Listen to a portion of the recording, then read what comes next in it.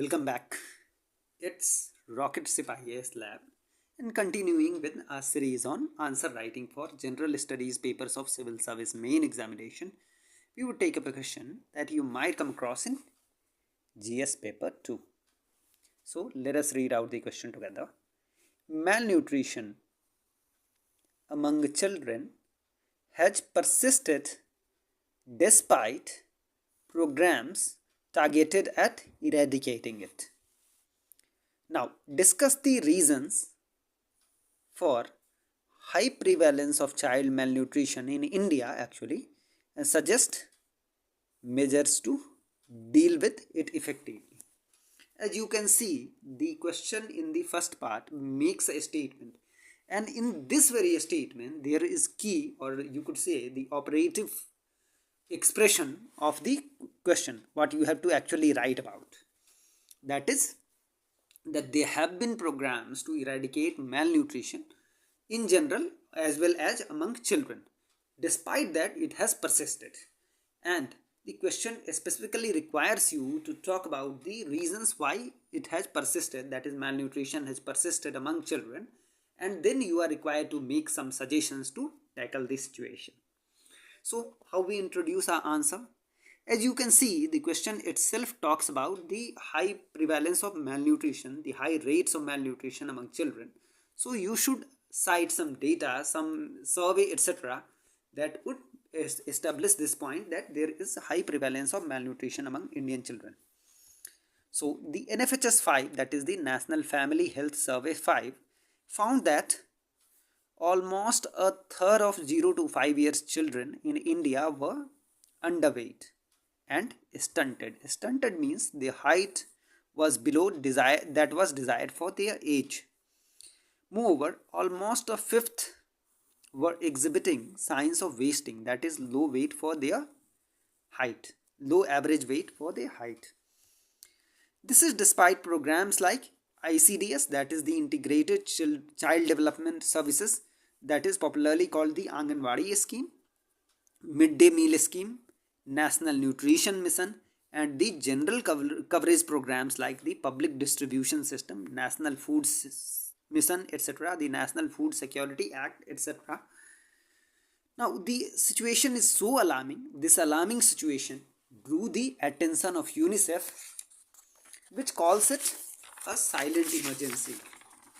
Actually, the level of malnutrition among Indian children is such dire, the situation is such dire that UNICEF calls it a silent emergency. And now, coming to the reasons why this malnutrition prevails, the sad irony is this is mostly because of avoidable causes, some of the avoidable reasons. These reasons are not that difficult to tackle. Still, malnutrition prevails. That is the sad irony. Malnutrition prevails among children in India due to some quite avoidable causes. Now, coming to why child malnutrition persists, it is due to reasons like micronutrient deficiency. That is, the PDS has been mostly focused on cereals, and cereals are mostly rich in carbs. You are probably aware that they are rich in carbohydrates, and in fact they ignore protein and mineral deficiency. Then let us appreciate that the problem of malnutrition in India has a special gender dimension too. For an example, it is often observed that there is deficiency of iron in pubescent girls, that is girls who are still starting their menstruation, who are just getting into puberty. Then unclean surroundings, for an example, open defecation too has a nexus here because it leads to helminth or worm infections. You might have known of terms like roundworm, pinworm, etc. All these come under helminths, and these helminths, as you can understand, these steal nutrients from the children. They deprive the children of the essential nutrients. Then this is the phenomenon that is called inherited malnutrition. What happens if the mother herself is malnutrition? As we have just talked about the gender dimension of malnutrition, where the pubescent girls are likely to be malnutrition, especially the iron deficiency which is observed in them. And if the mother herself is malnutrition, it is often observed that malnutrition mother often has a malnutrition infant and a malnutritioned child also. You can well appreciate why, because if she herself is malnutrition, it's very likely that she won't be able to pass the essential nutrients to her nursing child, for an example, or to her fetus, the child who is still developing in her womb, which is popularly called mother to nursing baby transmission. Then we the irony another irony that is present in India is that malnutrition is not only about undernutrition, it's also about overnutrition. You can well appreciate overnutrition would lead to problems like obesity among children, and you can also make out some of the reasons why it would happen. The culture of fast foods, sugary drinks, and nowadays screen addiction. Screen addiction means that children are spending progressively less and less time in the outdoor activities, and this sedentary lifestyle, again sedentary lifestyle for children, it should lead to comic effects, but unfortunately this has become a reality in India that children are spending more time on screen. They are glued to the screens and they are spending much and much less time on outdoor activities, and this would often lead to obesity. Now, taking up these points in detail, the food security program in India has done a remarkable job of eradicating hunger. Actually, most of the people actually do give credit to the PDS system, to the public distribution system, for eradicating macronutrient hunger, that it has mostly eradicated hunger from India. But it has not tackled micronutrient hunger, the micronutrient deficiency, to the same level. For an example, it has not attended to protein deficiency or supplying mineral rich food. The food security program in general and PDS scheme among it. On the contrary, the PDS supplies sugar. Another irony that the PDS supplies sugar which is of doubtful nutritional value. So we do have resources, but we are focused somewhere else, as we would see later. Then malnutrition has a gender dimension. We are making this a statement here that malnutrition has a gender dimension, and to support this, girl children develop iron deficiency during puberty, as we were just talking about. Then unclean surroundings lead to contamination with worm eggs, that is helminth eggs, which leads to malnutrition. As you can see how the helminth, the parasitic worm, would steal nutrients from the child, and it would deprive the child of the essential nutrients. Moreover, a malnutritioned mother cannot supply desired nourishment to a nursing child. One of the examples that we were talking about, mother to child transmission of malnutrition. Now, an irony is the rising levels of child overnutrition, whose level has been found to be almost 9% according to the World Obesity Atlas of 2020. Again, this is an easily rememberable figure, actually, easily recallable figure.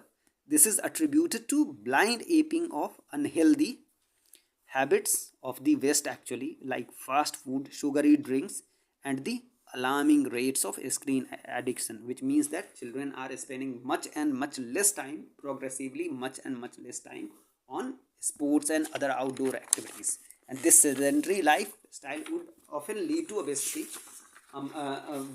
in conjunction with the addiction to fast food and sugary drinks, etc.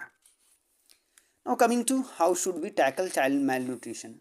As you can see, we have talked about avoidable causes. So it should be easy to tackle those causes, and we are doing essentially this here, that we would talk about how we should tackle those causes. First is, we should widen the scope, the coverage of PDS to include protein rich pulses and mineral rich millets. You can well appreciate that fortunately millets have been in fashion these days. Even our honorable prime minister, who is a major votary of millets, you could say the value of millets, he has got them rechristened to Sri Ans. Then cost effective interventions like albendazole tablets, which is used for deworming, that is killing the parasitic worms, and the IFAS, that is iron and folic acid supplement tablets. Actually, these are some of the technical terms which you should recall, which you should always remember, and you should try to reproduce it on your actual paper. We would repeat it. Some of the interventions are essentially cost effective. They are fortunately so cost effective that we should actually go for them. The examples being albendazole tablets, which are used for deworming, that is killing the parasitic worms, and IFAS, that is iron folic acid supplement tablets. As we were talking about, the IFAS tablets are to be administered to mostly pubescent girls and children. Actually, both, you could supply it to both, but mostly to pubescent girls. Now, cleanliness on a mission mode, an example being the Swachh Bharat mission, which we hope would lead to an ODF India, that is open defecation free India, and free India in general. These things would actually tackle the problem of helminth or parasitic worm infection. Then programs catering to health of expecting and nursing mothers, things like PM Matri Vandana scheme, etc. All of these would lead to, you could say, a healthy mother who would have a healthy child, who would have a healthy infant. Then nudging. Nudge is very important to wean children actually from fast foods, sugary drinks, etc. and to get them back to sports and outdoor activities. So all of these points are important. We would take them in a bit detail here. Fortunately, the government has framework, that is, the government already has programs running to tackle malnutrition head on. The PDS can be improved to include protein rich cereals and mineral rich millets.